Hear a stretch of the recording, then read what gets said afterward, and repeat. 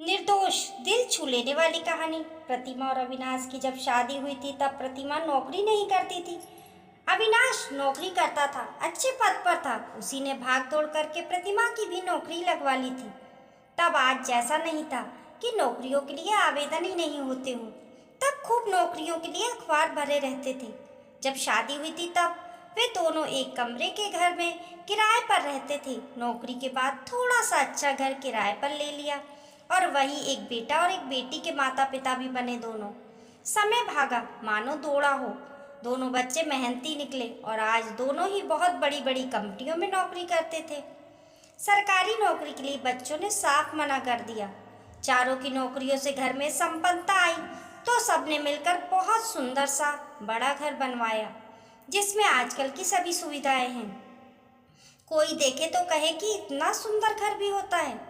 प्रतिमा और अविनाश अब जीवन के दूसरे छोर पर हैं। उनमें बहुत प्यार रहा लेकिन पिछले 3 साल से उनके प्यार को मानो ग्रहण लग गया हो। तभी एक दिन प्रतिमा ने अविनाश को एक लगभग जवान महिला के साथ घर से मोबाइल पर बातें करते सुन लिया था। महिला अविनाश के ऑफिस की ही थी। अविनाश शुरू से ही विनम्र और सहज रहा है।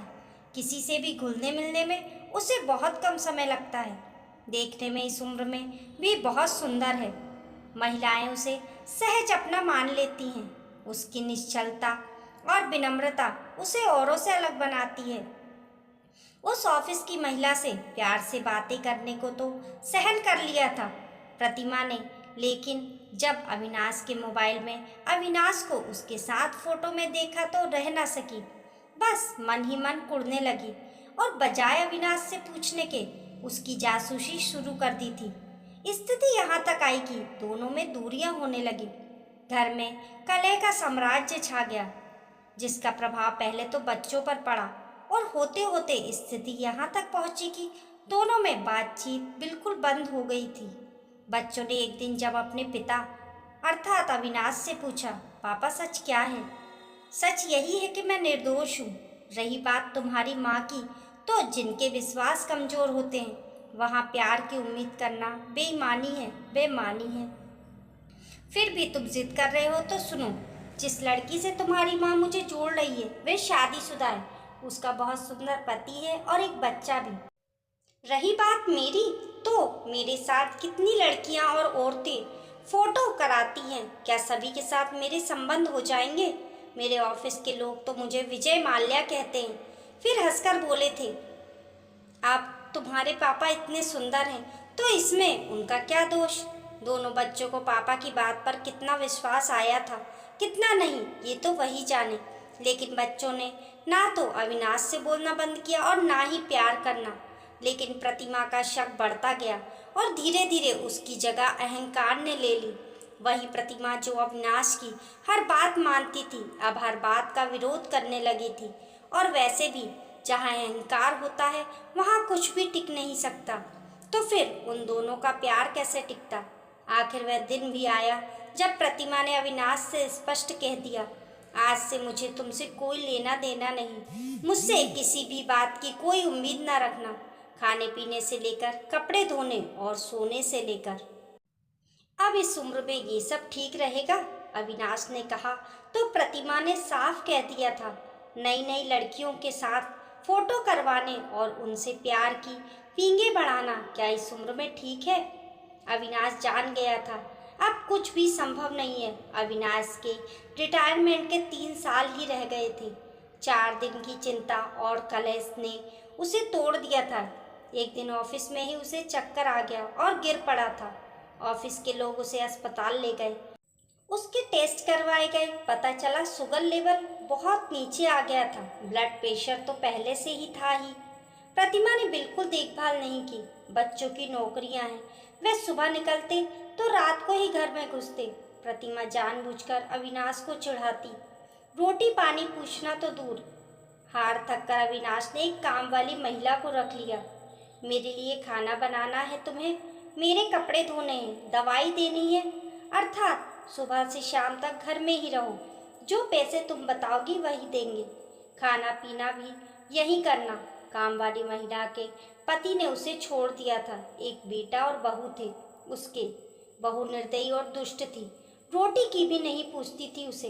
अविनाश के घर उसे आश्रय मिल गया था। प्रतिमा को ज्यादा आपत्ति नहीं हुई थी। समय निकल रहा था। काम वाली महिला पूरी ईमानदारी और निष्ठा से अविनाश का ध्यान रखती। वे अविनाश को साहब कहती।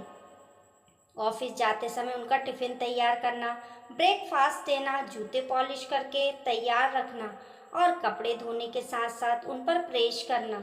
अविनाश का मन जीत लिया था उसने। वे अविनाश की ऐसे सेवा करती जैसे उसका पति हो।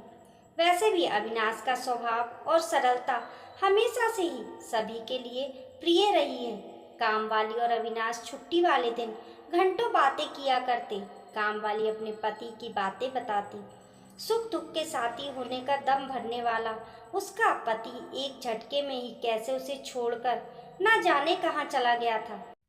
वह बताते बताते रोने लगती तो अविनाश उसे चुप कराता, उसके आंसुओं को पोंछता और उसे चुप कराते कराते कितनी ही बार स्वयं रोने लगता। काम वाली अपना दुख भूल उसे संभालती, उसका दुख बांटती। तब नौकर और मालिक का रिश्ता धाराशाही हो जाता था। अविनाश एक बात हमेशा कहता काम वाली से, एक सपना देखा था, सोचा था प्रतिमा के पैर अपनी गोद में रखकर घंटों उसके चेहरे को निहारता रहूंगा, उसे अपनी गोद में लिटाकर उसके माथे पर धीरे धीरे हाथ से सहलाया करूंगा, उसे खूब प्यार करूंगा। और आज देखो समय ने कहाँ से कहाँ पहुँचा दिया। सोचा था जब बुढ़ापा आएगा तो लाठी का एक सिरा मैं पकड़ूंगा और दूसरा प्रतिमा के हाथ में पकड़ाकर चला करूंगा और बुढ़ापे में भी उसके सफ़ेद बालों में सिंदूर भरकर इतराया करूंगा। जानती हो सिंदूर प्यार की निशानी होती है, मगर कहाँ पता था ये दिन भी आ जाएगा। फिर कितनी ही बार पूछता कामवाली से, क्या सचमुच मैं बुरा आदमी हूँ? अच्छा बताओ, मैं एक अच्छा पति नहीं हूँ ना? मैं सचमुच दोषी हूँ? अच्छा तुम बताओ। बताती नहीं हो, बहुत दुष्ट हो तुम। उससे कहते कहते बच्चों की तरह बिलखने लगता। तब कहीं से नहीं लगता कि वह इतना बड़ा साहब है। तब कामवाली उसके आंसू पोंछती, माथा सहलाती, उसे सिर्फ इतना ही कह पाती, साहब आप बहुत अच्छे हो। मैं अगर सच में अच्छा हूँ तो ये सब क्या है? क्यों मेरी प्रतिमा? क्यों क्यों? उसके ऐसा कहने पर कामवाली उसे शांत करती। तब दोनों बिल्कुल चुप हो जाते। लगता जैसे अपने अपने दुखों को ओढ़ लेते हों या फिर दुखों से निकलने के लिए एक दूसरे का सहारा बनने की कोशिश में हो। कामवाली आई तो उसकी देखरेख के लिए थी, परंतु न जाने कब उसकी सबसे अच्छी दोस्त बन गई थी। इधर प्रतिमा रहती तो घर के फर्स्ट फ्लोर पर थी, लेकिन नज़र कामवाली पर पूरी रखती। अविनाश ग्राउंड फ्लोर पर रहता था। कई बार अविनाश और कामवाली हंस हंस कर बातें भी कर लेते थे, जिसे सुनकर प्रतिमा अंदर तक जल भुन जाती। और तभी तभी एक शाम प्रतिमा ने कामवाली को अपने पास बुलाया। कामवाली अविनाश को खाना परोस रही थी। खाना देकर उसके पास पहुंची तो प्रतिमा ने उससे कहा, बहुत खुश मत हो तुम। जिस आदमी की तुम इतनी सेवा कर रही हो वो तुम्हारा कभी नहीं होगा। फिर अपनी ओर उंगली करते हुए बोली थी, मुझे देख रही हो? क्या नहीं है मेरे पास? इस उम्र में भी मैं तुमसे ज़्यादा सुंदर हूँ। मेरे पास धन है, दौलत है, रूप है, लावण्य है, चातुर्य है, योग्यता है, बुद्धि है, जलवा है। दीदी आप बहुत बड़ी हैं मुझसे कहीं ज़्यादा पढ़ी लिखी भी हैं। मैं तो लगभग अनपढ़ हूँ। पति मुझे जीवन के बीच रास्ते में छोड़कर चला गया। पति नहीं है मेरा, लेकिन सच है आप पति के होते हुए विधवा हैं। आपके सामने खुशियाँ हैं, सुख है, पति का प्यार है, लेकिन आपने अपने अहंकार और शक के कारण सब कुछ गवा दिया।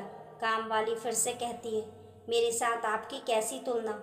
आप पटरानी हैं और मैं काग उड़ाने वाली। लेकिन दुख इस बात का है कि आज आपके पास कुछ भी नहीं है, और जहाँ तक सांप की बात है तो मेरे पास शब्द ही नहीं है जो मैं उन्हें के बारे में कुछ कहूँ।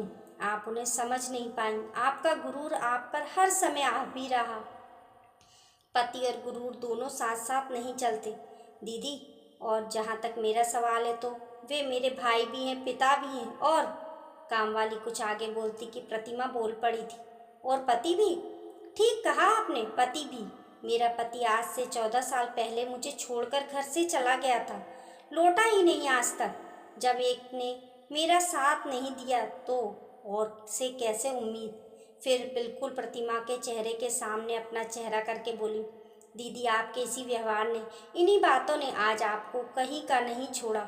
स्त्री पुरुष का हर रिश्ता पति पत्नी का ही नहीं होता। कुछ रिश्ते बहुत अलग होते हैं जिन्हें शब्दों में नहीं बांधा जा सकता, कोई नाम नहीं दिया जा सकता, बेनाम होते हैं। ये बोलकर वह चलने लगी थी, फिर रुकी और बोली, चलती हूँ दीदी, साहब ने खाना खा लिया होगा। फिर आगे बोली, आज आपकी बातों के चक्कर उनके पास न बैठ पाई, नहीं तो खाना अपने सामने ही खिलाती हूँ उन्हें। आपको तो पता ही होगा, साहब को खाना खाते समय पहले ही कोर पर पानी देना होता है। हिचकियाँ आती हैं उन्हें। फिर लगभग भागते हुए बोली, और दवाएं भी तो देनी है। हे भगवान। काम वाली भागती हुई अविनाश के पास आ गई थी। आज खाना देते समय पानी नहीं रख पाई थी उनके पास। अविनाश ने पहला ही कोर खाया होगा, हिचकियाँ रुकी ही नहीं होंगी। पानी था ही नहीं उनके पास, सब्जी पर ही लुढ़क गया था। काम वाली साफ साफ कहकर बिलक रही थी। बेटा बेटी भागकर आ गए थे, प्रतिमा भी आ गई थी। दोनों बच्चे भी पापा पापा करके बिलक रहे थे कि कामवाली ने दोनों हाथ जमीन पर दे मारे थे। हरे कांच की चूड़ियां टूटकर बिखर गई थी। प्रतिमा हारे हुए जुआरी की तरह हाथ मल रही थी। दोस्तों, पति पत्नी का रिश्ता प्यार और विश्वास से बनता है। आपकी इस बारे में क्या राय है, कमेंट करके ज़रूर बताइए। कहानी पसंद आने पर लाइक और शेयर करें। ऐसी ही अच्छी अच्छी कहानियों के लिए चैनल को सब्सक्राइब करना ना भूलें। मिलते हैं फिर एक नई कहानी के साथ, तब तक के लिए नमस्कार।